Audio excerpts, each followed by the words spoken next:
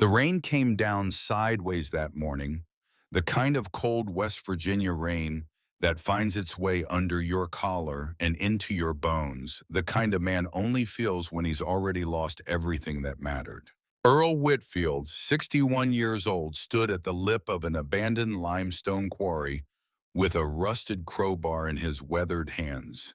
His leather jacket, the same one he'd worn since his Navy days, was soaked through. His boots were caked in gray mud. His knuckles were split and bleeding. And in front of him, half buried in the limestone wall, stood an iron bulkhead door that hadn't been opened since 1937. The wheel groaned. The seal cracked. And 88 years of darkness exhaled into the morning air, carrying the smell of old motor oil and tanned leather and something else, something forgotten. Earl raised his flashlight. Behind him, gravel crunched under expensive Italian shoes. A voice he had come to hate more than any voice in the world cut through the rain. "Step away from my cars, old man." The screen cuts to black. A low voice weathered as oak bark begins to speak. "I was on the deck of the USS Stark in May of 1987 when an Iraqi missile tore through the hull and killed 37 of my brothers. I buried my wife 3 years ago next month. I worked 32 years as a steelman and a mechanic in Pittsburgh just so I could lose every last dollar to a kid in a tailored suit who never worked an honest day in his life. 6 months ago, I was 61 years old, flat broke, sleeping in the cab of a rusted-out Ford F-150 with a leaking radiator and a torn passenger seat. I had $2,400 hidden in the lining of my old sea bag, a wife's wedding ring in a pawn shop, and a photograph of my grandfather standing in front of a limestone quarry I had never heard of in my life. Today I'm standing on top of a secret worth $50 million, and the man who destroyed me has just shown up to take it. But here's the thing, friend.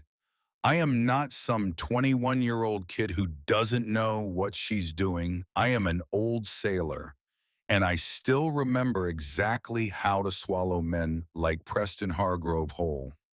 You want to know how a broken-down 61-year-old veteran ends up sitting on a fortune? Pour yourself a cup of coffee. Sit down in your favorite chair. Let me tell you a story about what they took from me and what I took back. My name is Earl Whitfield. I was born in Pittsburgh, Pennsylvania on the 14th of August, 1963, in a third-floor walk-up in the Squirrel Hill neighborhood. My father, Robert Whitfield, was a mechanic at the old Heinz plant on the river. My mother, Margaret, taught second grade at Colfax Elementary for 31 years. We weren't rich. We weren't poor. We were the kind of family that ate Sunday roast at exactly 5 o'clock and went to Mass at St. Anthony's even when it snowed. My father had hands like a workbench, big scarred, calloused, and entirely incapable of lying. He taught me how to change a transmission before I knew how to drive a car. He taught me how to keep my mouth shut when men older than me were talking. And he taught me one thing he never explained. He told me more than once that no Whitfield man would ever set foot in West Virginia. Not for any reason. Not even for a funeral. I never asked him why. And by the time I was old enough to understand the question, my father was 3 years in the ground. My mother had passed in 2010, and there wasn't a soul left alive who could have answered. I joined the Navy in 85, 22 years old, fresh out of Pittsburgh Technical College with a certificate in marine engineering.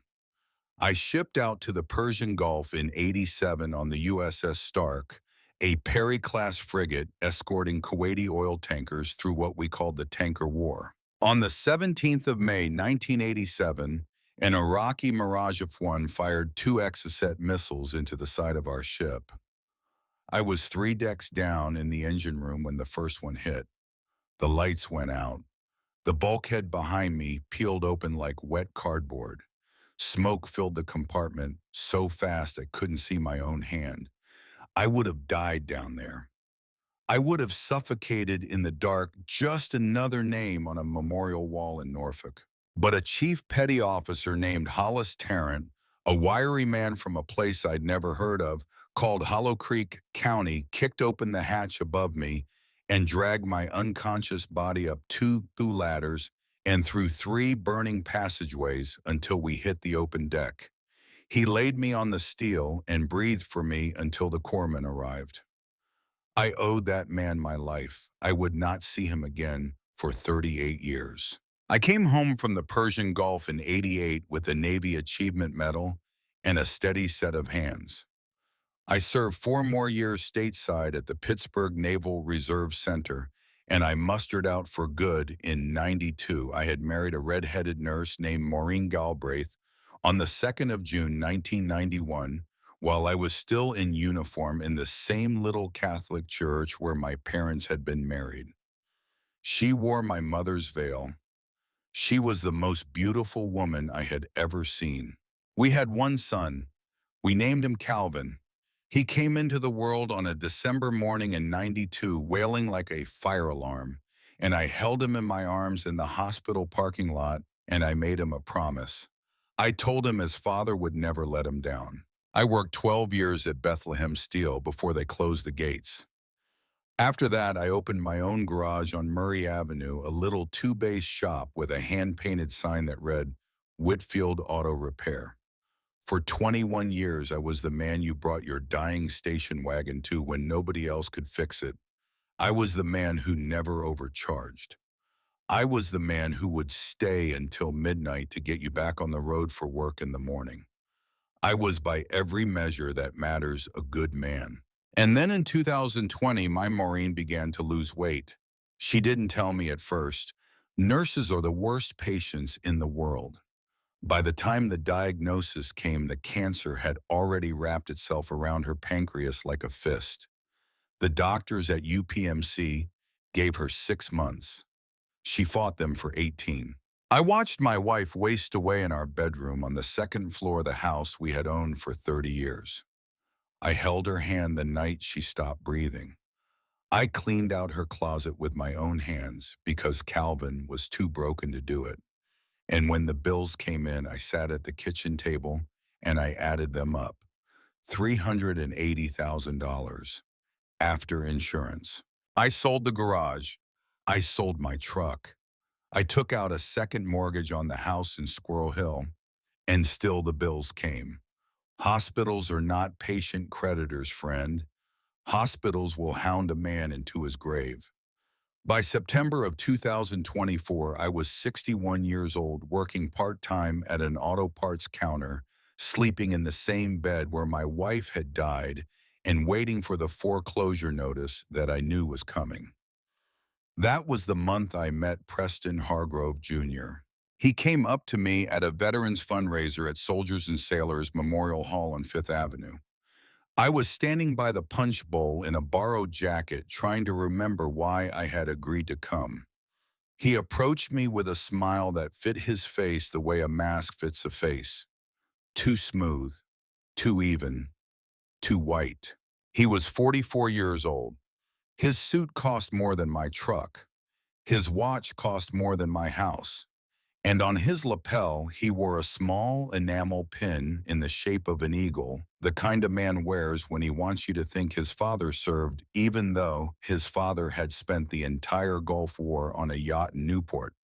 I didn't know that yet, of course. He shook my hand and looked me dead in the eye. He told me his firm specialized in helping veterans recover from financial hardship. He told me about a fund called Meridian Heritage Partners. He told me about historic restoration projects in distressed communities. He used a lot of words I half understood and a few I didn't understand at all.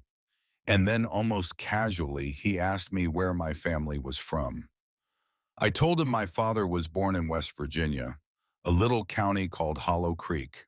The smile on Preston Hargrove's face did not change, but something behind his eyes did. It was a flicker, a recognition, the way a hawk's eye changes when it spots a rabbit in the brush. I should have walked away from that man right there and then. But I was 61 years old. I was tired. I was lonely. I had a son who couldn't look at me without crying because I looked too much like his mother. I had a foreclosure notice taped to my refrigerator and an empty chair at my kitchen table and a hole in my chest the size of the Allegheny River. And Preston Hargrove was holding out a lifeline. So I took it. God forgive me, I took it. In November of 2024, I signed over the last $220,000 of my retirement savings to Meridian Heritage Partners. And then because Preston told me I was getting in on the ground floor of something extraordinary, I signed something else, a limited partnership agreement. What it actually was, I would not learn until it was far too late, was a personal guarantee on a $600,000 line of credit that Preston was using to fund a separate operation.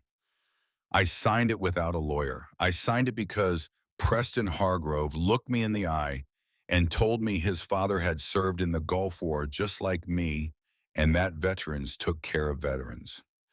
8 weeks later, Meridian Heritage Partners filed for bankruptcy. Preston Hargrove had quietly transferred all the assets into a separate shell company 3 days before the filing. I was left holding the bag. The bank came for the house in Squirrel Hill on the morning of the 7th of March 2025. They gave me 48 hours to be out. I packed 30 years of my life into the bed of a 1998 Ford F-150 that I had bought for cash. I kept my wife's photographs. I kept my father's tools. I kept my Navy Achievement Medal in a shoebox. I left everything else. I drove to St. Anthony's that afternoon. I sat in the back pew, the same pew where Maureen and I had been married, and I cried for the first time since the funeral. Then I went to federal bankruptcy court the next morning on the 10th of March, and I signed Chapter 7 in front of a judge named Joseph Hancock. And there in the gallery, 3 rows back, sat Preston Hargrove Jr.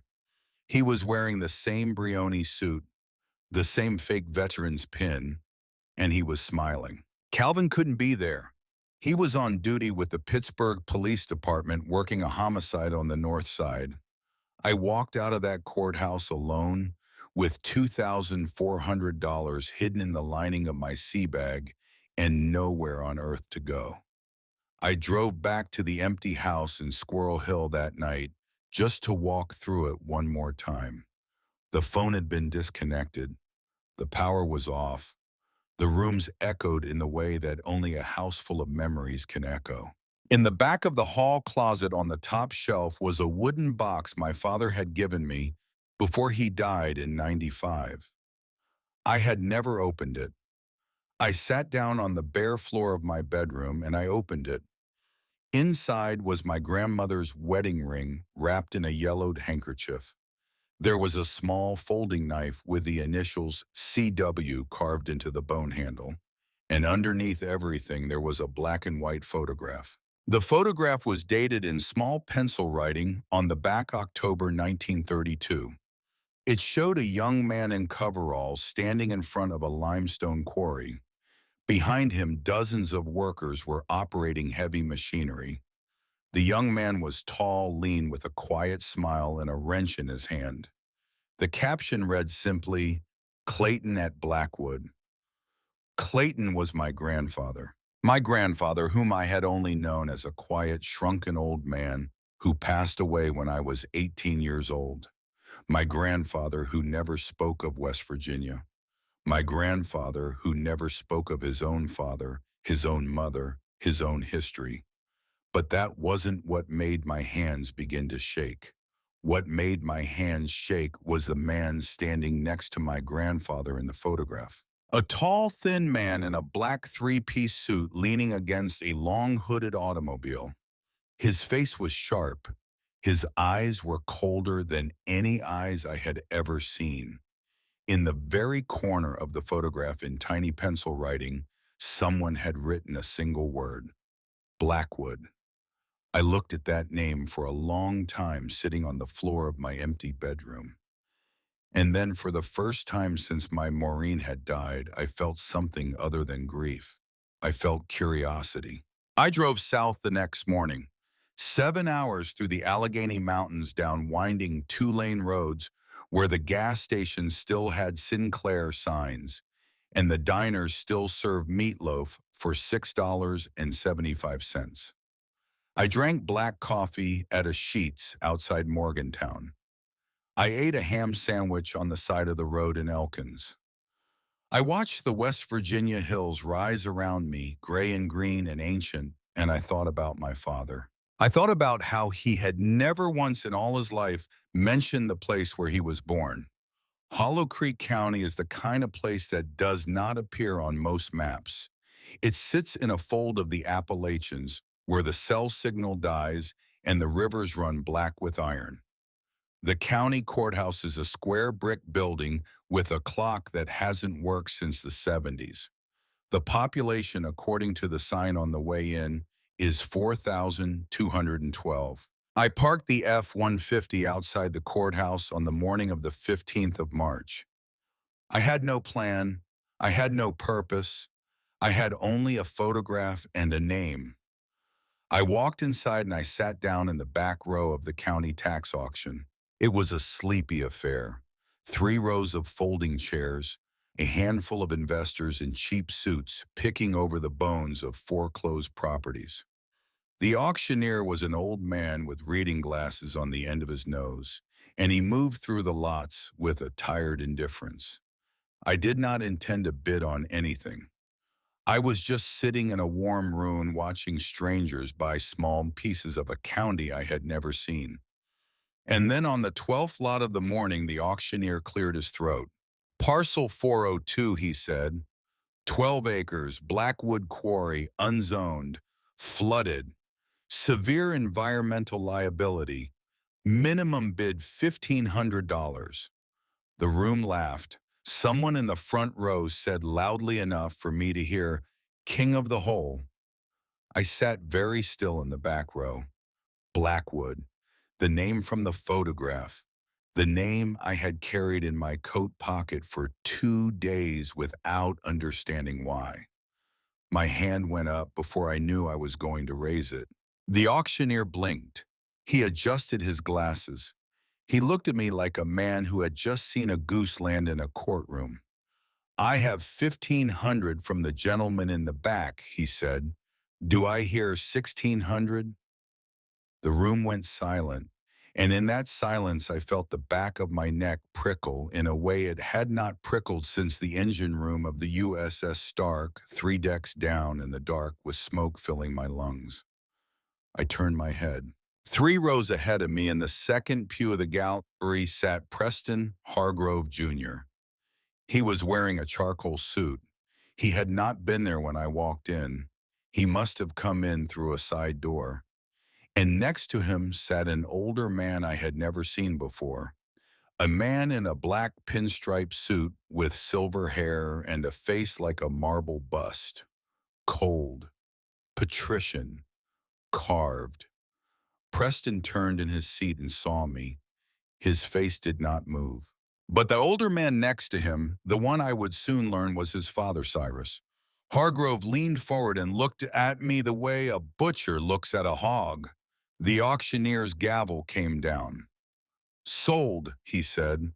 "To the gentleman in the back, $1,500. I sat there for a long moment holding the auction paddle in my shaking hand. I had just bought a flooded limestone pit in a county I had never been to, with money I could not afford to lose, while 2 men I had never seen were watching me from the second row as though I had just walked into a snare. Friend, in that moment I knew, whatever this was, it was not an accident. I drove out to the quarry that afternoon. The road was a rutted dirt track through second-growth pine. The trees crowded close on either side, branches scraping the side of the truck.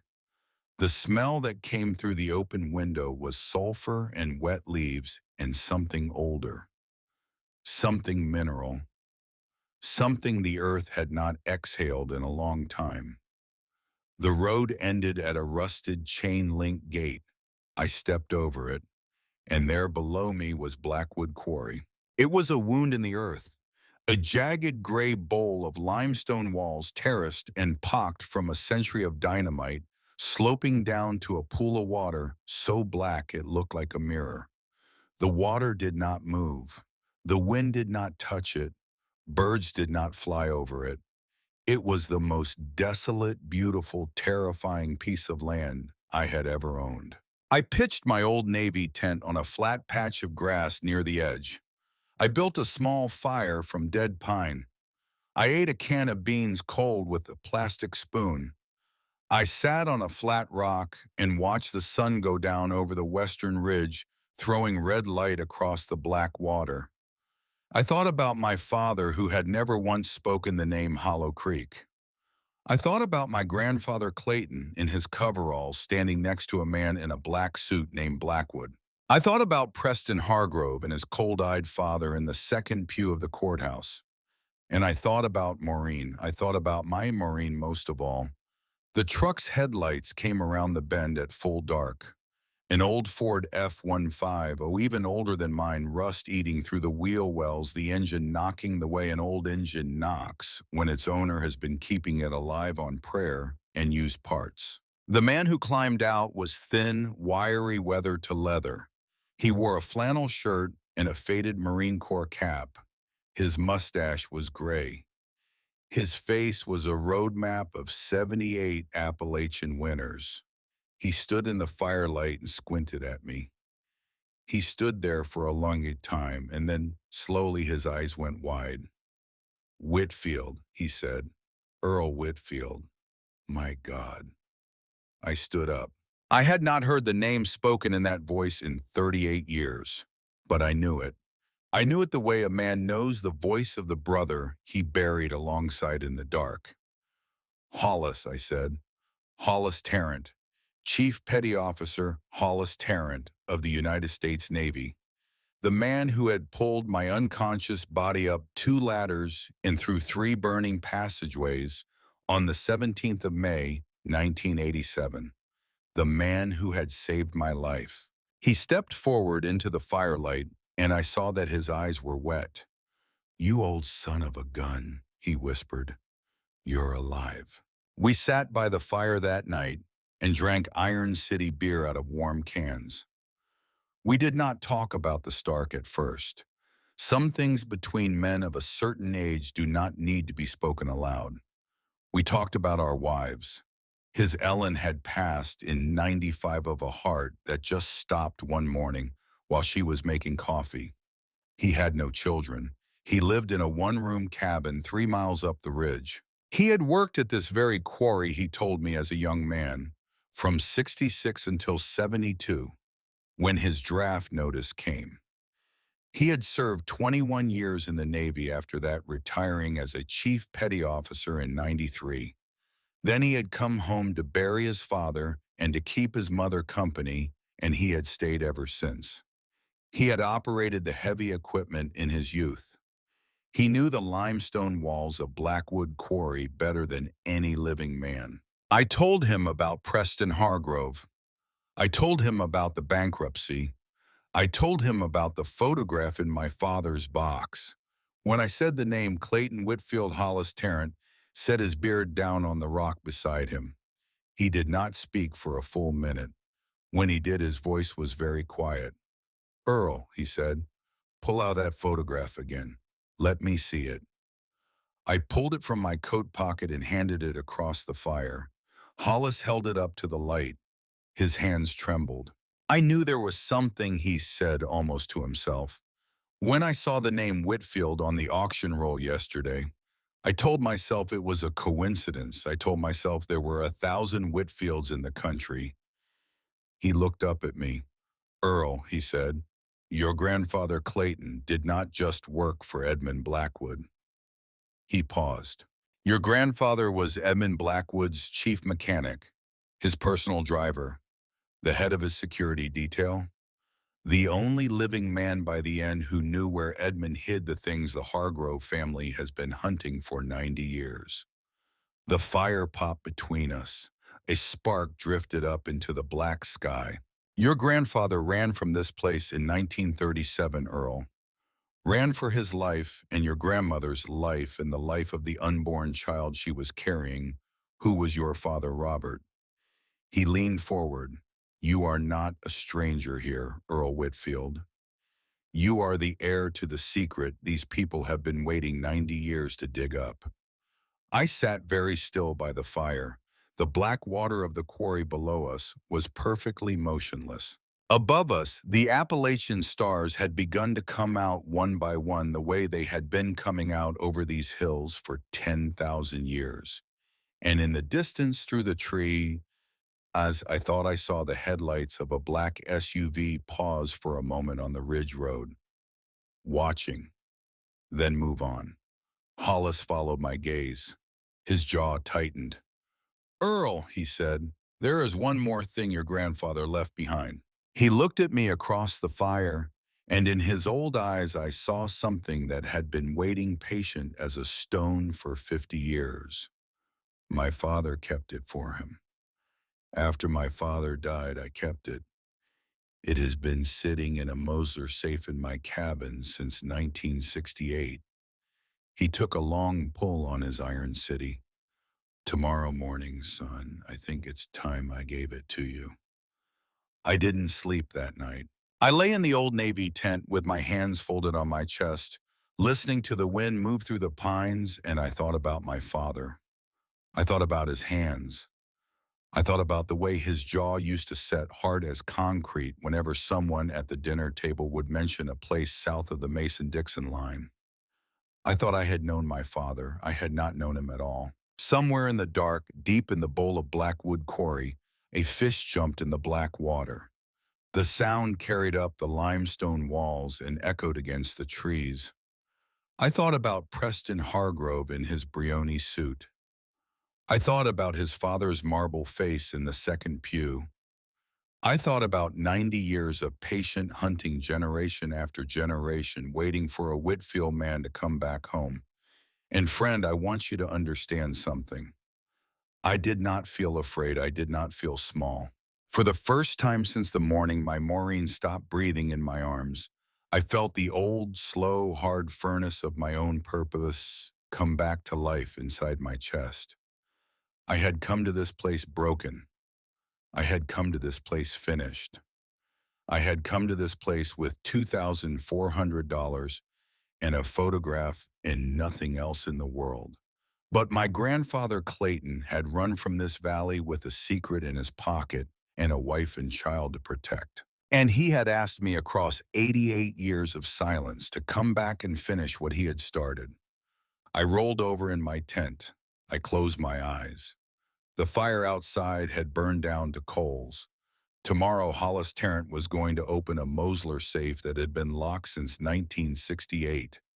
Tomorrow, I was going to learn what my grandfather had carried out of these mountains. Tomorrow, the war that the Hargrove family had been waiting 4 generations to finish was going to find me here in this quarry with a flashlight in my hand and a crowbar in the other. And friend, when it found me, it was going to discover something it had not bargained for. It was going to discover an old sailor with nothing left to lose. It was going to discover a Whitfield man, standing on his own ground for the first time in 90 years. I woke before the dawn the next morning the way old sailors do. The fire was dead. The tent was wet with mountain dew. And down at the bottom of the quarry, the black water lay perfectly still under a thin gray mist like something holding its breath. Hollis Tarrant came up the dirt path on foot at 6:15, carrying 2 enamel cups of black coffee. He handed one to me without a word. We stood there at the edge, 2 old men in flannel shirts watching the sun come up over the eastern ridge. He spoke first. You ready, Earl? It wasn't a question. I drank the rest of my coffee. I am. Hollis Tarrant's cabin sat 3 miles up the ridge on a piece of land his great-grandfather had cleared in 1874. It was a one-room log structure with a stone chimney and a tin roof and a porch that sagged just slightly to the south. Inside, it smelled like coffee and gun oil and 70 years of wood smoke. He pulled aside a hand-woven rug in the back corner. Underneath was a trap door. Underneath that, set into a hollow in the foundation stone, was a green Mosler safe, the kind that bank tellers used to keep their cash drawers in during the Depression. He spun the dial 3 times. The lock clicked. He pulled the heavy door open, and the smell that came out of it was the smell of preserved things. Old paper, aged leather, time itself sealed up and waiting. He reached inside. He brought out a single object, a walnut box no larger than a family Bible, dark with age, the corners worn smooth by hands that had carried it across years. He set it on the table between us. He stepped back. "This belongs to you now, Earl Whitfield," he said. "It has been waiting on you for 88 years. I sat down across from that box. I did not open it for a full minute. I am not a man who cries easily. I cried when Calvin was born. I cried when my father was buried. I cried when Maureen took her last breath. And I cried sitting in that one-room cabin at 6:45 on a Wednesday morning in March, with my hand resting on the lid of a wooden box my grandfather Clayton had filled and sealed and trusted to a stranger 9 decades before I was born. Inside that box, I found 3 things. A hand-drawn map of an underground vault complete with measurements and depths written in pencil in my grandfather's careful hand. A brass key 3 inches long with the letters EB engraved on the bow, and a leather-bound diary wrapped in oiled cloth, the cover stamped with 2 simple initials, C. Clayton Whitfield. I opened the diary at the kitchen table, and I read until the sun was high above the ridge. My grandfather wrote the way working men write, plain, direct, no flourishes. He recorded the weather and the wages and the men he worked with, and he recorded in the margins of all that ordinary life the slow unspooling of a tragedy. He came to Hollow Creek in 1928, 20 years old, looking for work. He found it as a mechanic in the limestone quarry owned by a man named Edmund Blackwood. Edmund was a banker, a bootlegger, a man who owned half the county and most of the people in it. He was, in the language of the time, a connected man. But he was also, my grandfather wrote, a fair man. A man who paid on time, a man who would sit and eat lunch with the fellows in the equipment shed. Edmund Blackwood took a liking to my grandfather the way men sometimes do when they recognize honesty in another man's hands. Within 2 years, Clayton was Edmund's personal driver. Within 3, he was the chief mechanic for Edmund's entire fleet of vehicles. And what a fleet it was. I read those entries with my coffee going cold in front of me. My grandfather described the cars the way a young man describes the love of his life. A 1931 Duesenberg Model J, midnight blue with a supercharger that whined like a tuning fork. A Hispano-Suiza J12 that he called the most beautiful machine ever built by human hands. An Aston Martin Ulster, a Cord 812, a Talbot Lago. And then on the entry dated the 3rd of June, 1936, my grandfather wrote a single line that made me set the diary down. Edmund came back from New York with 12 cars. Says they are not for selling. Says they are insurance. I do not understand him. I turned the page. The entries grew darker.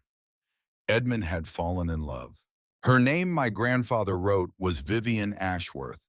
She was the daughter of a Boston banking family. She had come to West Virginia on a train in the summer of '35 to attend a wedding, and she had met Edmund at a country club in Charleston, and she had stayed. Vivian Ashworth, my grandfather wrote, was the only person Edmund Blackwood ever loved.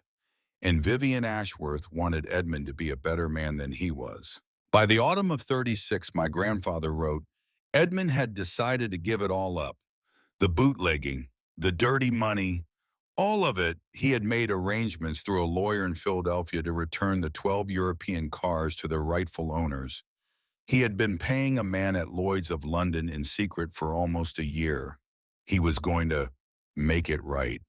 But my grandfather wrote in an entry dated the 12th of September, 1936, the words that froze the marrow in my bones. Cyrus does not approve. Cyrus counts the money every night and his eyes go cold. I do not trust that man. I do not think Edmund sees what is coming. Cyrus. Cyrus Hargrove. Edmund Blackwood's accountant, the first of his name. The great-grandfather of the man who had sat in the second pew of that courthouse 2 days ago and looked at me like a butcher looks at a hog. I read on. The last entry in the diary was dated the 18th of April, 1937. Edmund is dead. Cyrus did it. They say it was an accident with a horse, but I saw the back of his head before they closed the casket. Vivian is gone too. They say she drowned. Nobody believes it. The cars are still in the vault. Cyrus does not know where the vault is. Only I know. They are watching my house. I am leaving with Mary tonight. The baby comes in October. If we run, we may live. If we stay, none of us will see the spring. If a Whitfield boy ever finds these pages, I want him to know that under the floor of Blackwood Quarry, there is something that needs to be returned to the world. Do not let evil win. Do not let what they did to Edmund and Vivian stand for nothing. There is no power in this world stronger than a man who does the right thing for the right reason. Be that man, Clayton Whitfield. 18th of April, 1937. I closed the diary. I sat at that kitchen table for a long time. Hollis Tarrant did not speak. He stood at the window of his cabin with his back to me, looking out at the ridge line, and he gave me the dignity of my silence. When I could speak, I cleared my throat. Hollis, I said. He turned. I am 61 years old, I said. I am broke. I have no business doing what my grandfather is asking me to do. Hollis Tarrant looked at me with the same eyes that had looked at me through the smoke of an engine room in 1987. Earl, he said, neither did your grandfather. He was 28 years old with a pregnant wife in the middle of the Depression with men hunting him through these hills. He walked over to the table. He set his weathered hand on top of the closed diary. You finish what he started, he said. You finish it for him. You finish it for Maureen. You finish it for that little butt you held in the hospital parking lot in '92. I took a long breath. I picked up the brass key with EB engraved on the bow. I closed my fingers around it. All right, I said. All right, Hollis. We finish it. The drought arrived in the third week of April, 2025. The radio out of Charleston called it the worst dry spell since 1930. The reservoirs across West Virginia dropped 40%. Cattle were being trucked north to find pasture. The county put a ban on outdoor burning. And down at the bottom of Blackwood Quarry, the black water began to recede. Hollis and I marked the water line with a piece of railroad chalk every morning at first light. 2 inches the first day, 5 inches the second. By the end of the first week, the water had dropped almost 2 feet. By the end of the second, it had dropped 6. The smell that came up out of the basin was bad, the smell of 70 years of stagnant runoff and decomposed pine needles, and something mineral that I did not have a name for. But neither of us cared. Because every day that water went down, we got closer to the door. On the morning of the 12th of May, 2025, I climbed down the south wall of the quarry on a knotted rope. The limestone shelves were treacherous, slick with algae crumbling under my boots. I was 61 years old and my knees burned with every step. I did not stop. Halfway down I saw it, a glint of dark iron half buried in gray mud, exactly where my grandfather had drawn it on the map. A chain. I followed the chain to the wall. And there, set flush into the natural limestone, was a square slab of poured concrete. In the center of the slab was a heavy steel wheel, eaten with rust but unmistakable. A bulkhead door, a vault built into the side of a quarry by a bootlegger in 1936. I sat down on a wet rock and I put my face in my hands. For one long moment, I did not feel triumph or fear or excitement. I felt my grandfather standing beside me. I felt my father standing beside me. I felt three generations of Whitfield men who had carried this secret in their silence stand at my shoulders and breathe out all together at the same time. Then I climbed back up the rope and I told Hollis we needed a pump. The money was a problem. I had $812 left in cash. A 6-inch industrial pump from Tarbell's hardware in town would cost $350 a week to rent, plus fuel for the generator, plus discharge hose. We were looking at $1,200 minimum before we could move the first gallon of water. Hollis offered to sell his 1956 Ford F-100, the truck his father had handed him on his 18th birthday. The truck he had driven to his own wedding in '66. I told him no. I told him no, brother. Not that. I drove down to the only pawn shop in Hollow Creek that afternoon, a little plate glass storefront called Mountain View Pawn, and I sat in the parking lot with both hands on the steering wheel for a long time. Then I took my wedding ring off my finger. I had worn that ring for 33 years, 8 months, and 22 days. I walked into the pawn shop. The owner was a heavy-set man named Burl Ridley, with a graying beard and sad eyes. He did not say much. He weighed the ring. He looked at me. He looked at my hand. He looked at me again. He gave me $1,200 for it, which was more than it was worth, and he said, "You come back when you can, Mr. Whitfield. I'll hold it for you." I did not trust myself to speak. I walked back to the truck. I sat in the cab. I held the empty ring finger of my left hand against my chest. "Maureen," I said out loud. "Maureen, I'm sorry. I'm going to come back and get it." The wind moved through the parking lot. I started the truck and I drove to Tarbell's hardware. Earl Tarbell ran the place. He was a narrow man in his 60s with a white mustache and steel-rimmed reading glasses. He had run that hardware store for 35 years. He looked at me when I walked in. "You the fellow who bought the Blackwood pit," he said. "I am." "Hollis Terrence says you're a Whitfield." "I am." He looked at me for a long moment. Then he reached under the counter and pulled out a clipboard. "You take the 6-inch pump," he said, "and the Honda generator, and 250 feet of 3-inch hose. I'll cut my rate in half." "Mr. Tarbell," I said, "you don't have to do that." He took off his glasses. He polished them on his shirt. He put them back on. "Mr. Whitfield," he said, "my grandfather worked for Edmund Blackwood in 1935. Edmund Blackwood paid for my grandfather's dental work when my grandmother could not afford it. There are stories about Edmund in this town, and most of them are not true." He pushed the clipboard across the counter. "You sign here," he said, "and you tell that quarry hello from old Earl Tarbell when you get to the bottom of it." I signed. We worked for 5 days. I do not have the words to describe to you what those 5 days felt like. Friend, I was 61 years old. My back screamed every night. My hands bled through 2 pairs of leather gloves. I lost 8 pounds in 5 days. My right knee swelled to the size of a softball.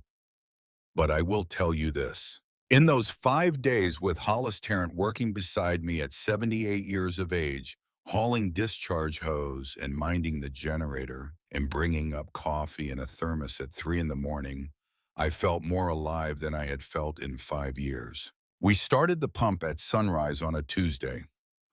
The Honda generator coughed twice and then settled into its long, steady rumble. The 3-inch hose snaked up and over the lip of the quarry and out into the drainage ditch beyond the pines. The black water began slowly to leave the basin. We pumped 12,000 gallons an hour. We pumped through the day and through the night, with one of us always sleeping while the other watched the gauge. By the third day, the water around the bulkhead door had dropped to my knees. By the fourth day, it was at my ankles. On the night of the fourth day, the generator caught fire. I want you to understand what that means, friend, because if you have ever worked machinery, you will understand.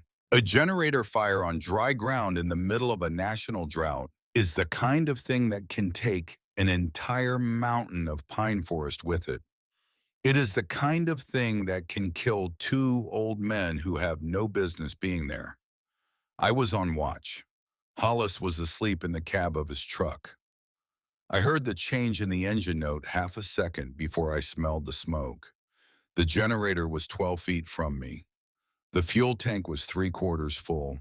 I did not think. I was 23 years old again, 3 decks down on the USS Stark, with my chief screaming at me through the smoke. I shut the fuel valve in 2 seconds. I yanked the master kill switch. I grabbed the fire bucket of dry sand we had filled on the first day and I dumped the entire thing across the engine block. The flames hissed and died. Hollis was running across the gravel with his shotgun in one hand, half awake. He stopped when he saw the dead fire. He looked at me. What's the name? He started laughing. He laughed until he had to sit down on a rock. Whitfield, he gasped, you are still the best damn engine man I ever saw. I sat down next to him in the dark. We laughed together until our chests hurt. The fifth day was the 17th of May, 2025. The 17th of May, the 38th anniversary of the night an Iraqi missile hit the USS Stark.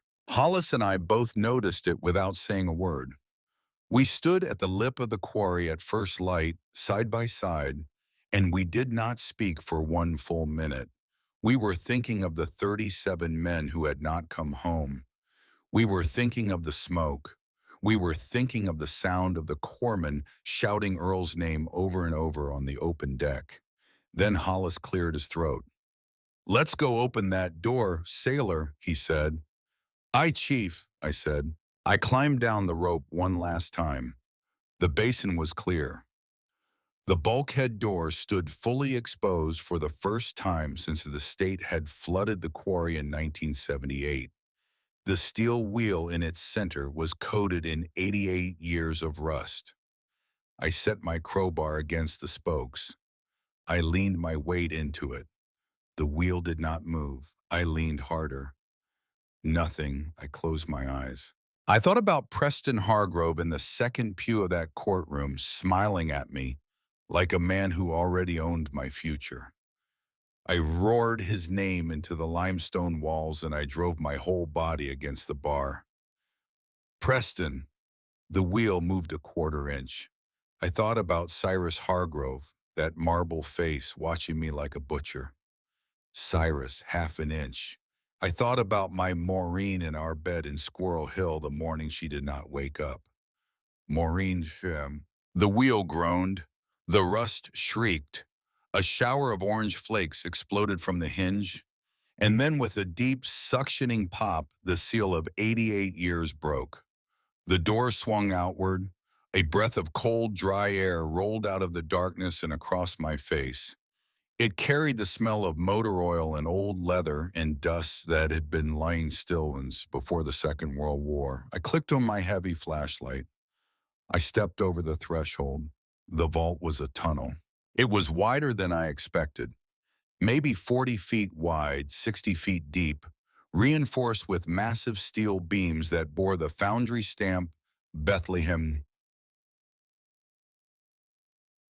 Steel 1935. The walls were poured concrete.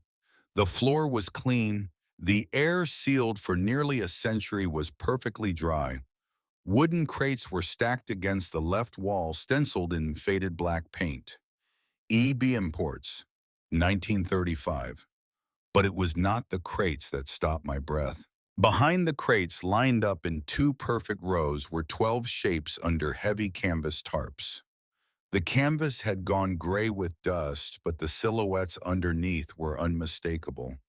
The long, swooping fenders, the high, proud grills, the running boards, the wire wheels. Automobiles, 12 of them. I walked forward in the beam of my flashlight. My boots made the only sound in the world. I reached out and I pulled back the first tarp. The canvas crumbled to powder in my hands. Underneath, untouched by 90 years of darkness, sat a midnight blue 1936 Bugatti Type 57 SC. Its chrome grille caught the flashlight beam and threw it back at me like a piece of the sun. I had to put a hand on the hood to keep from going to my knees. Behind me, Hollis Tarrant whispered, "Sweet, merciful heaven." We pulled back the other tarps one by one in the silence of that vault. The Duesenberg Model J Midnight Blue, the supercharger pipes still bright. The Hispano Suiza J12, the Aston Martin Ulster, the Mercedes-Benz 540K Special Roadster, the most beautiful piece of pre-war engineering ever to come out of Stuttgart. The Alfa Romeo 8C 2900, the Cord 812 Phaeton, the Talbot Lago T150C SS, 12 cars, each one of them in modern terms, the sort of object that men with too much money and too little patience would bid into the tens of millions of dollars. I sat down on the running board of the Bugatti. I put my flashlight on the concrete floor. I did not cry. I did not laugh.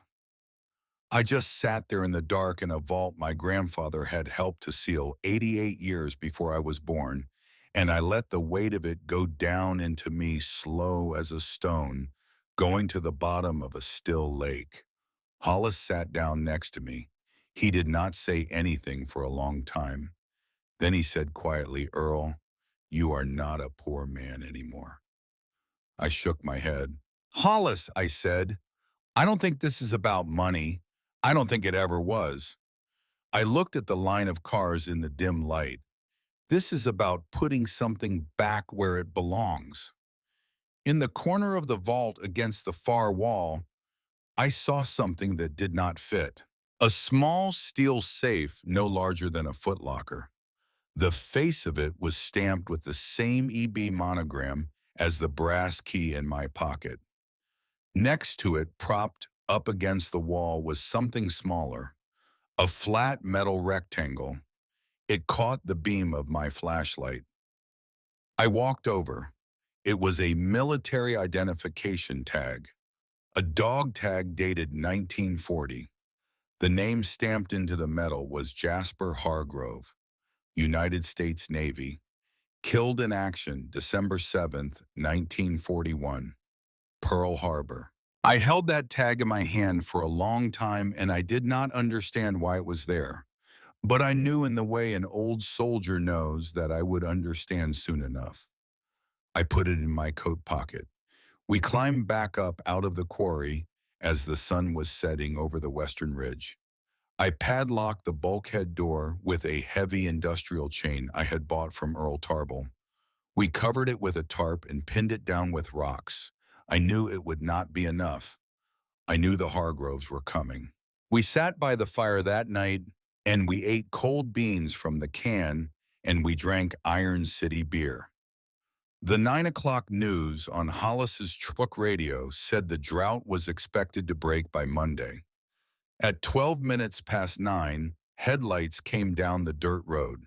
A black Range Rover, tinted windows, the kind of vehicle that does not belong on a logging track in Hollow Creek County, West Virginia.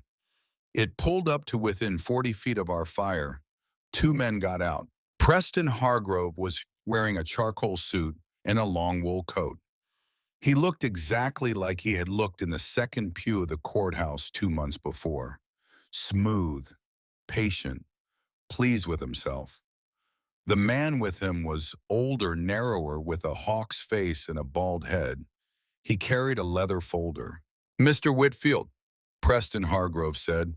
His voice was warm as though we were old friends meeting at a club. "Lovely evening. I heard at the diner in town that you've been running a pump out here for a week." Hollis stood up from the fire. He did not raise his shotgun, but he settled it across his arm in a way that no one could mistake. The hawk-faced man stepped forward. "My name is Roland Crane," he said. "I am the chairman of the Hollow Creek County Zoning Board. I am here on official county business." He opened the leather folder. "As of 9 o'clock this morning," he said, "the Hollow Creek County Commission has filed an emergency declaration of eminent domain on all subterranean rights to Parcel 402 for purposes of historical preservation. The exclusive contract to excavate and manage any artifacts on the property has been awarded to a newly formed entity called the Hollow Creek Heritage Trust." He smiled thinly. "Which is, as it happens, a wholly owned subsidiary of Hargrove Holdings." Preston spread his hands. "You bought topsoil and mineral rights, Earl," he said in that warm voice. "Anything below the historical water line belongs to the trust." He took a step closer. "I am prepared to be generous, however, in recognition of your effort. $50,000. Today, cash if you prefer. Enough for a small condominium in a respectable retirement community in southern Florida." I did not move. I did not stand up from the fire. I drank the last of my coffee. Then I stood up slowly the way a man my age stands up after sitting on a log for 2 hours, and I looked Preston Hargrove in the face. I had been afraid of this man friend. In Pittsburgh, I had been afraid of him. In the courtroom, I had been afraid of him. Standing at my own fire on my own ground with my chief at my shoulder and the diary of my grandfather Clayton Whitfield in my coat pocket, I was not afraid of him anymore. "Mr. Hargrove," I said, "I have known men like you my entire life. I have known you on the deck of a Navy frigate, and I have known you on the floor of a steel mill, and I have known you in a federal bankruptcy court." I took one step toward him. "Men like you believe that money and law are the same thing. They are not. The paper you are holding is a preliminary order. It is not a final judgment. Until a sheriff arrives on this property with a signed warrant from a sitting county judge, you are trespassing on private land owned by Earl Whitfield of Squirrel Hill, Pennsylvania." I let that sit in the cold air for a beat. "Now, Mr. Hargrove, you and Mr. Crane are going to get back into that Range Rover. You are going to drive back up the ridge, and you are going to cross my property line by 10 o'clock tonight. Or my friend here, who is a chief petty officer in the United States Navy, retired with a valid West Virginia firearms permit, is going to defend my home in the manner that the laws of this state allow him to defend it." Hollis Tarrant lifted the Remington 1 inch. Preston Hargrove's smile faltered. Roland Crane leaned to him. "He's right, Preston," Crane whispered. "Sheriff Drummond has not signed off. We don't have papers." Preston's face hardened, but he did not speak. He stared at me for a long, cold moment. He looked at Hollis. He looked at the firelight on the barrel of the shotgun. He looked at the flashlight on the bulkhead door behind us. Then he laughed short and sharp. "You have 48 hours, Earl," he said. 48 hours before that final order is signed, and then you and your friend are going to learn what real money looks like when it gets angry." He turned on his heel. The Range Rover doors slammed. The tail lights disappeared up the ridge. Hollis lowered the shotgun. He let out a long, slow breath. "Earl," he said. "Sheriff Drummond. Otis Drummond. He's a Marine. Gulf War 91. Same time we were in the sandbox." I turned to him. "He won't sign that order, Earl. He has been trying to nail Cyrus Hargrove for 18 years. His own deputies are dirty, but he is not dirty. He is the cleanest sheriff this county has had since Edmund Blackwood was alive. Hollis met my eyes across the dying fire. "It is time, son," he said. "It is time you and I went to see the sheriff." That night, before I closed my eyes in the tent, I lay on my back and I listened to the wind move down the slope of the limestone walls. The fire outside had burned down to coals. Somewhere a screech owl called and another one far away answered. I thought about my grandfather, 28 years old, packing a wagon in the dark of an April night with my pregnant grandmother beside him and a diary in his coat pocket. I thought about my father, who had grown up in Pittsburgh, never knowing why he was not allowed to ask about West Virginia. I thought about my Marine. I thought about Calvin, my boy working a homicide on the north side of Pittsburgh with no idea that his father was sleeping in a tent on top of a fortune. I thought about Preston Hargrove somewhere up on the ridge on a satellite phone with his marble-faced father in an air-conditioned office in Charleston, planning the next 48 hours of my life. And friend, I want you to understand something.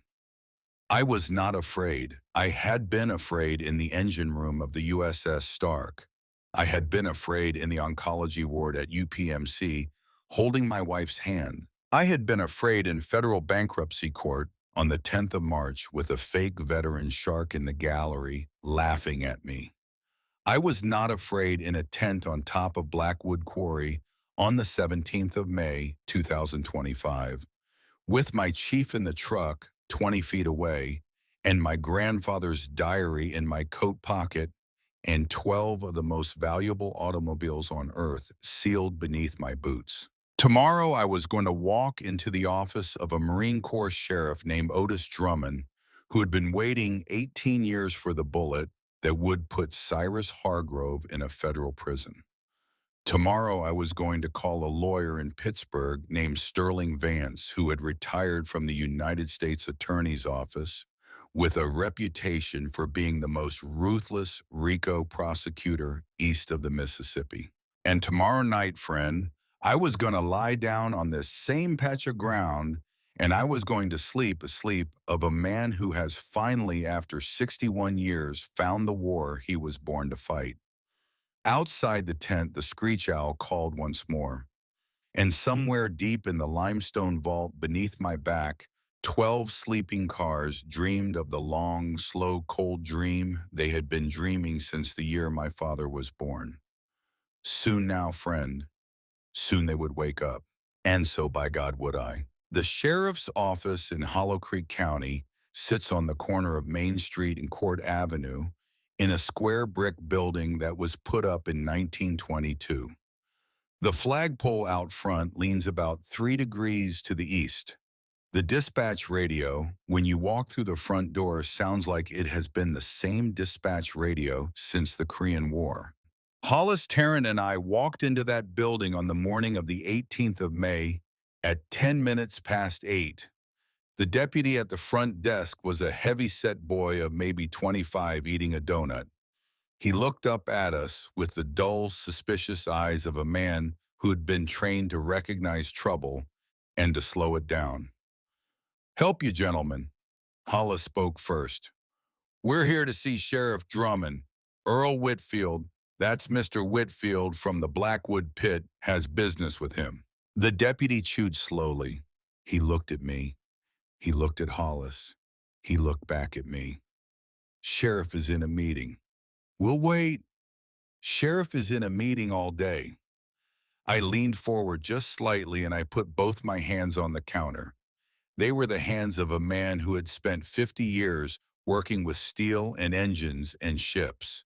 Cracked, calloused, steady. "Son," I said very quietly, "you are going to walk back to that office.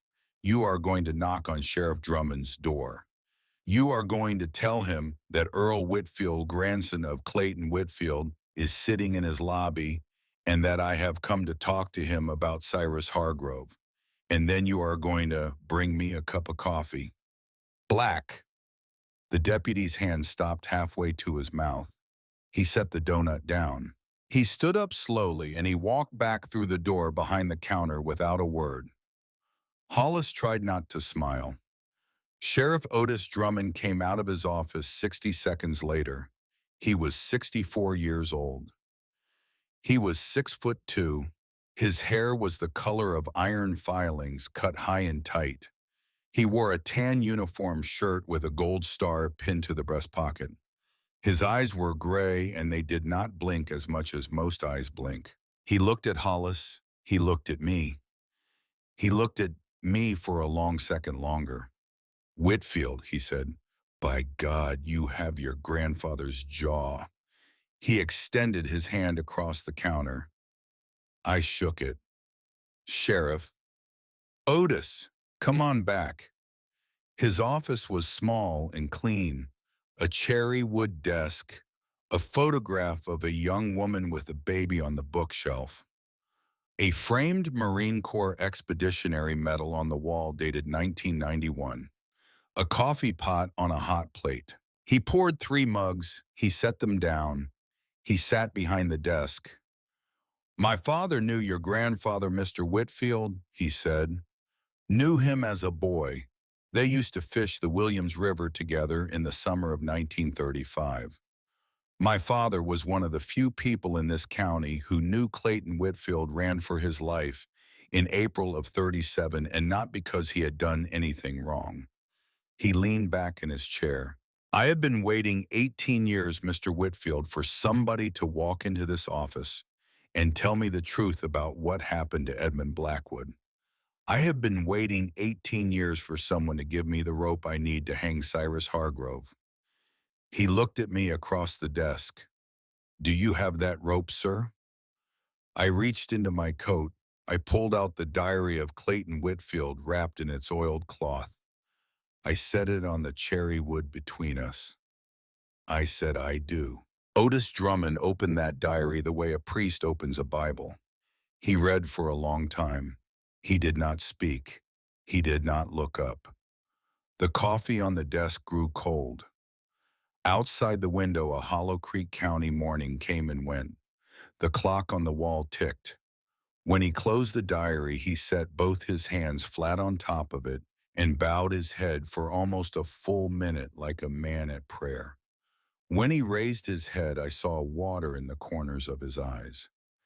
He did not let it fall. He stood up. He walked to a filing cabinet in the corner. He unlocked the bottom drawer with a key on his belt. He pulled out a folder so thick the rubber band could barely hold it together. He set it down on the desk. 18 years, he said. Bank fraud, insurance fraud, land theft, 3 suspicious deaths, 2 missing persons, bribes paid to 4 county judges, 2 state senators, and at least 16 members of my own department over the past 3 decades. He pushed the folder across to me. None of it has been enough on its own. Cyrus Hargrove has good lawyers and a long memory. The piece I have been missing, Mr. Whitfield, is provenance. I have needed one fact, just one fact that ties the modern Hargrove family back to the original crime, back to 1937. He tapped the diary. Your grandfather just gave me that fact. I looked at the folder. I looked at him. Sheriff, I said, I need a lawyer. Otis Drummond reached for the phone on his desk. I know one, he said. His name is Sterling Vance.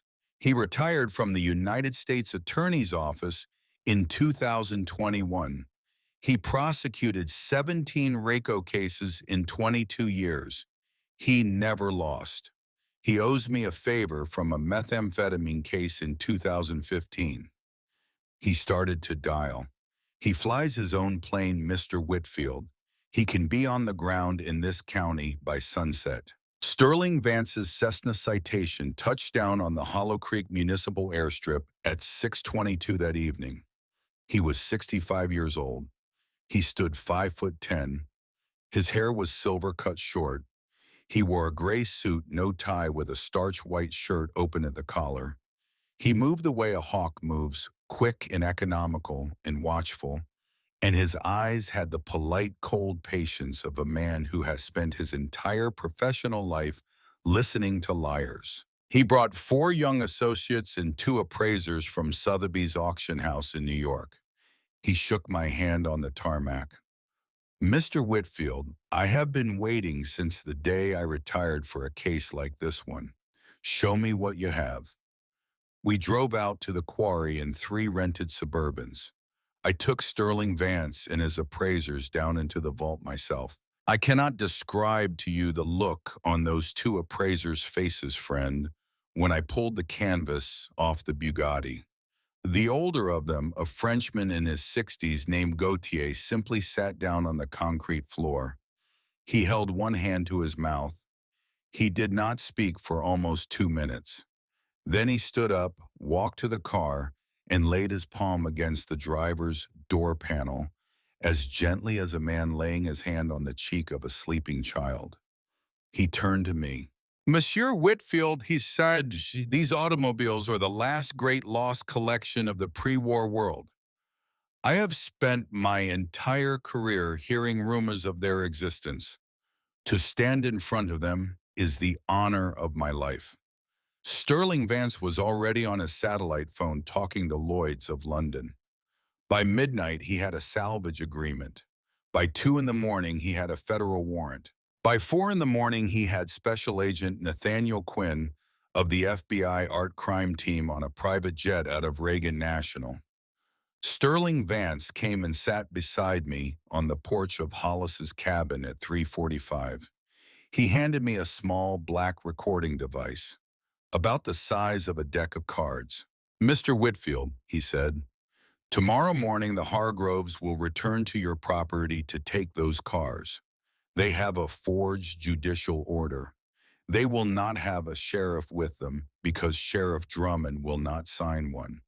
They will instead have 2 corrupt deputies who will be arrested before lunchtime. He looked at me. I need Cyrus Hargrove on tape. I need him to say what he has done. Not Preston the boy, the father. Cyrus, he is the keystone of the whole edifice. Pull him and the whole family falls. I took the recorder. I put it in my coat pocket.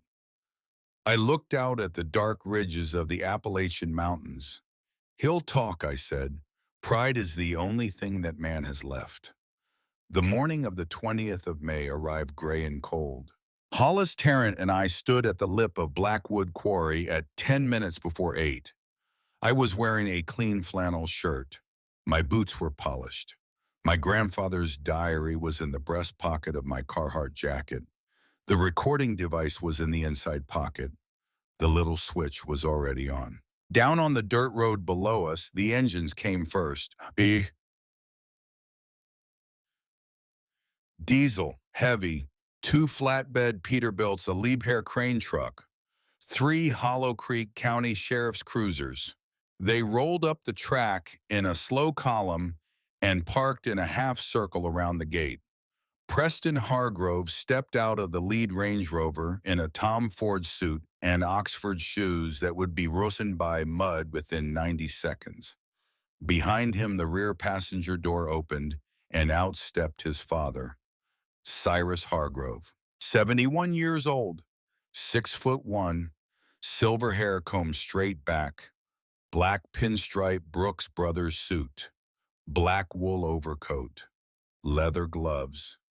He walked with a cane he did not need. Roland Crane scurried along behind them, carrying a leather folder.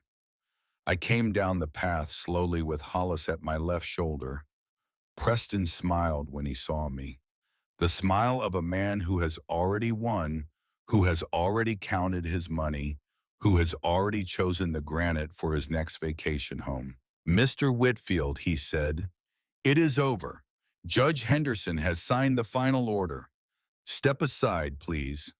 My deputies have instructions to arrest you for obstruction if you do not comply. The 2 deputies behind him shifted on their feet.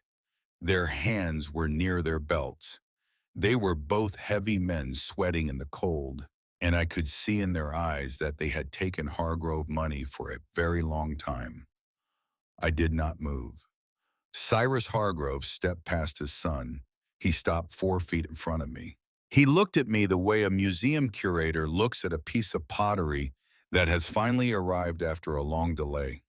"Mr. Whitfield," he said. His voice was deep, polished, educated, with no trace of any accent in particular. "I have been waiting 50 years for this morning." He smiled very slightly.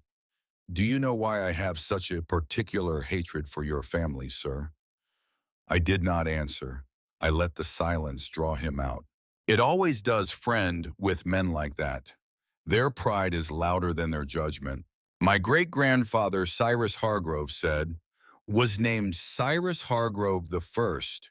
He was the chief accountant for Edmund Blackwood. In April of 1937, he ended Mr. Blackwood's life with the heel of a horseshoe in the back of his skull. He did so because Edmund Blackwood, under the influence of a Boston harlot, was about to give away the most valuable inventory of stolen property in the eastern United States."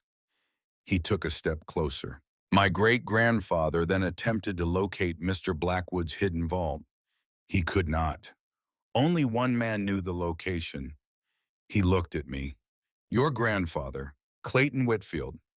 He smiled again. "My great-grandfather hunted your grandfather for 30 years. He died in 1968, having never found him. My grandfather, the second Cyrus, took up the search. He died in 1995, having never found him. I, sir, took up the search after that. I have been hunting your family for 50 years. He paused. The recording device in my coat pocket was hot against my chest. "Your father, Robert Whitfield, was a problem. He had inherited nothing, he knew nothing, but he was a Whitfield, and we could not be sure. So I arranged for his employer in Pittsburgh to lose its contract with the steel mill in 1984. I arranged for his health insurance to be canceled in 1991. I arranged for the alcohol to find him. He died in 95, an embittered man, never knowing that I was the one steering him into his grave." I felt Hollis beside me go absolutely still. "Your mother, Margaret, she lived too long. We allowed her to. A widow on a teacher's pension is not a threat." He took one more step forward. He smiled. "I was the architect, Mr. Whitfield, of every grief you have suffered for the past 5 years. Your wife died in part because I needed you broken, so that when my son offered you a hand in September, you would take it." He spread his gloved hands. "And so you did, right onto a hook. And the hook brought you here to your grandfather's and where you opened the door for me." His smile sharpened. "Now step aside. Let me finish what my great-grandfather began. I want to tell you, friend, that in that moment I felt nothing. That would be a lie. In that moment, I felt the part of my chest where my Maureen used to lay her head when she was tired tear open like a sail in a storm. I felt my legs want to give. I felt my hands want to close around Cyrus Hargrove's throat. I felt for the first time since the engine room of the USS Stark the pure animal want of a man to kill another man. Hollis Tarrant's hand closed on my left elbow. He did not say a word, he just held on. And in that grip, I felt my chief breathing for me the way he had breathed for me on the open deck of the Stark with the corpsman shouting my name. I took one breath. I took another. I reached into my coat pocket. I pulled out the little black recorder. I held it up between Cyrus Hargrove and me. The little red light on the top of it was glowing. I pressed the playback button. His own voice, clear as a church bell, came out of the speaker. "I was the architect, Mr. Whitfield, of every grief you have suffered for the past 5 years." Cyrus Hargrove went perfectly white. His son made a sound behind him. A small choked sound. I clicked the recorder off. I looked Cyrus Hargrove dead in the eye. "Cyrus Hargrove, I said in the steady voice my father had taught me to use when speaking to bullies. You spent 50 years stalking the wrong family.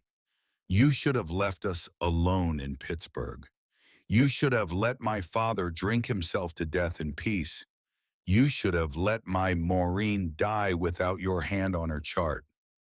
I lifted the recorder 1 inch higher.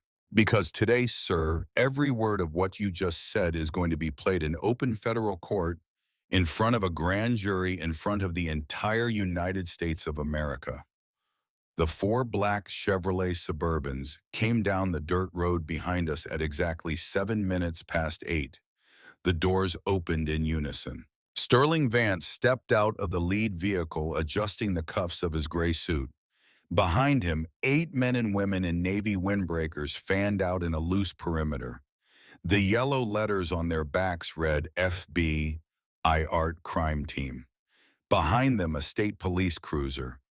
Behind that, Sheriff Otis Drummond's personal vehicle with Otis at the wheel.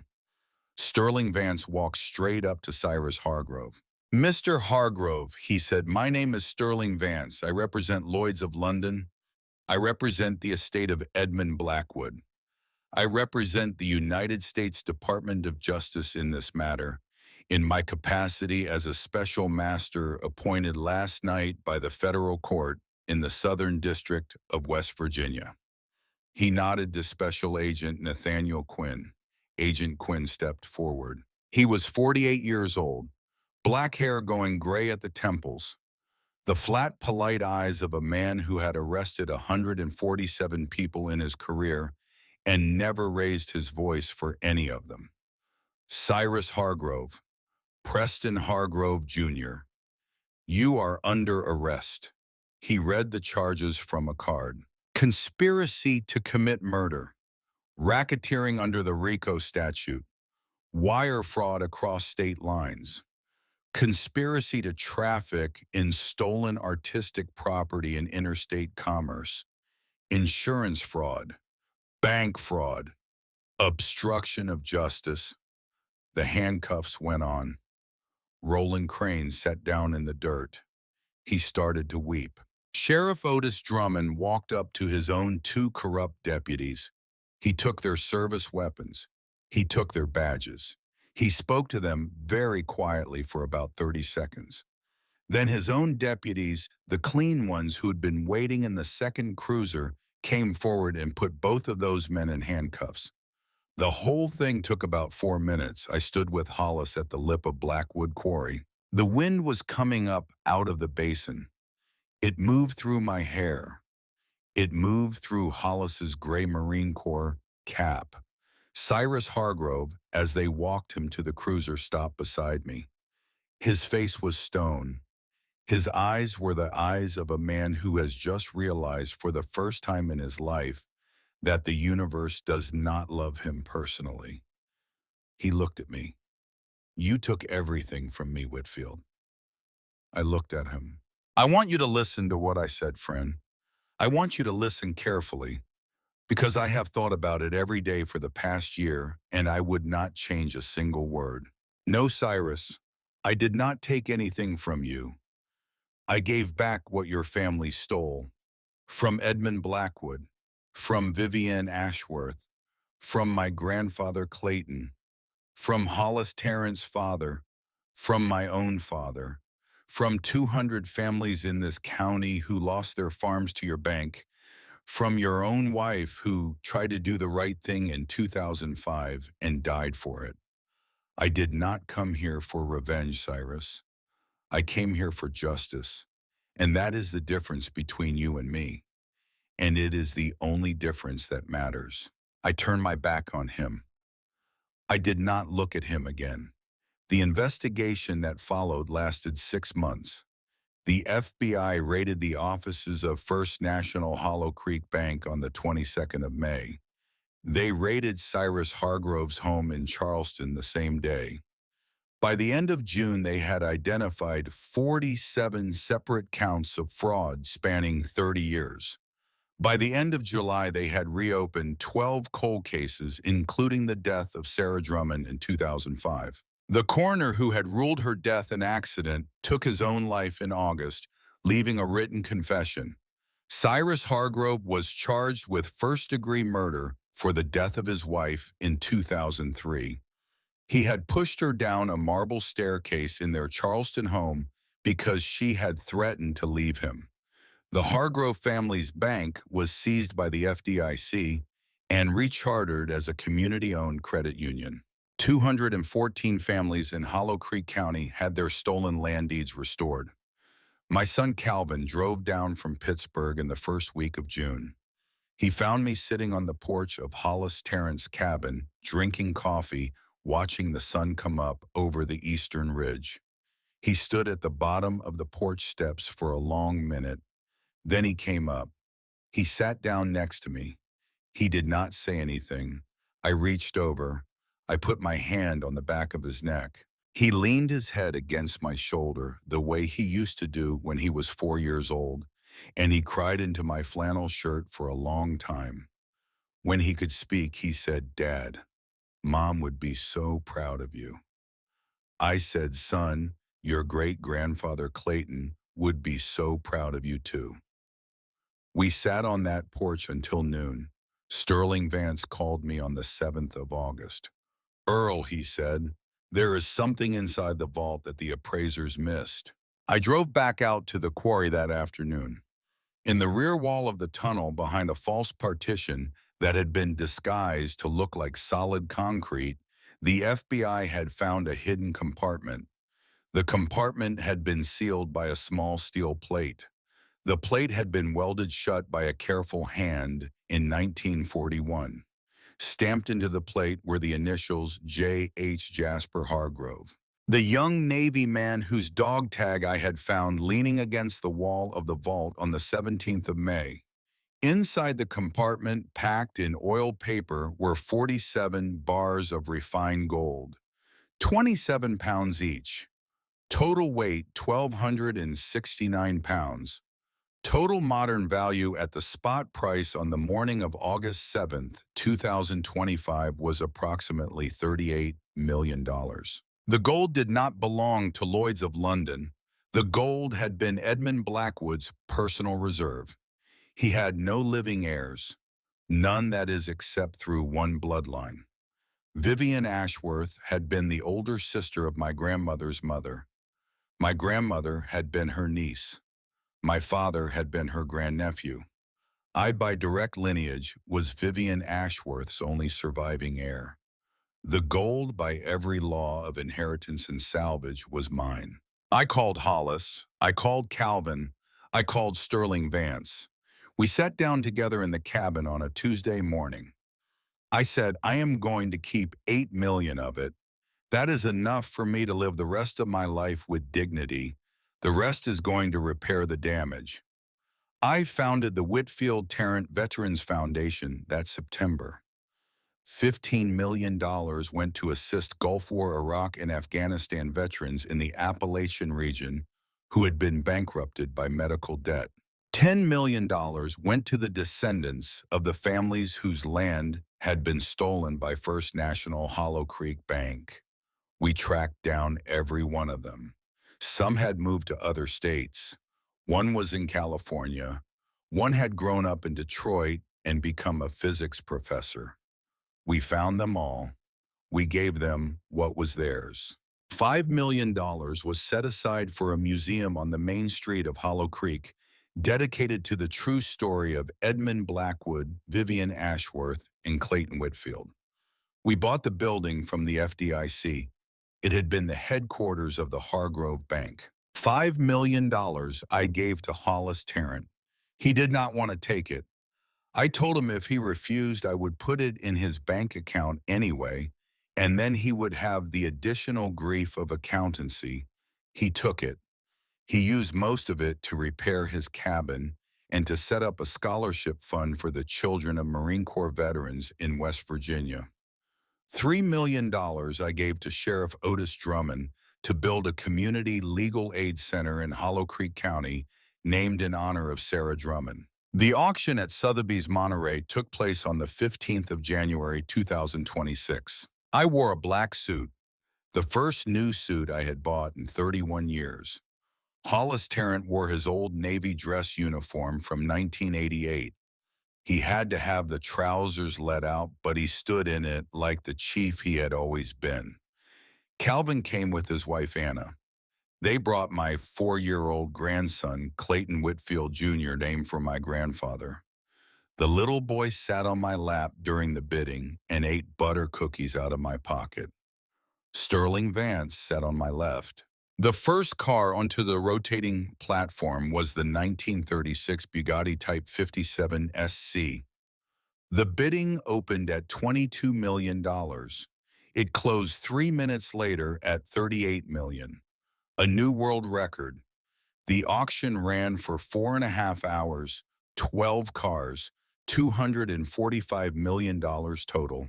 My salvage share after fees and the long negotiations with Lloyd's of London was $62 million, plus the $8 million I had kept from the gold, plus the 2 cars I had retained, the Bugatti and the Duesenberg, which Lloyd's had agreed to let me hold as part of the settlement.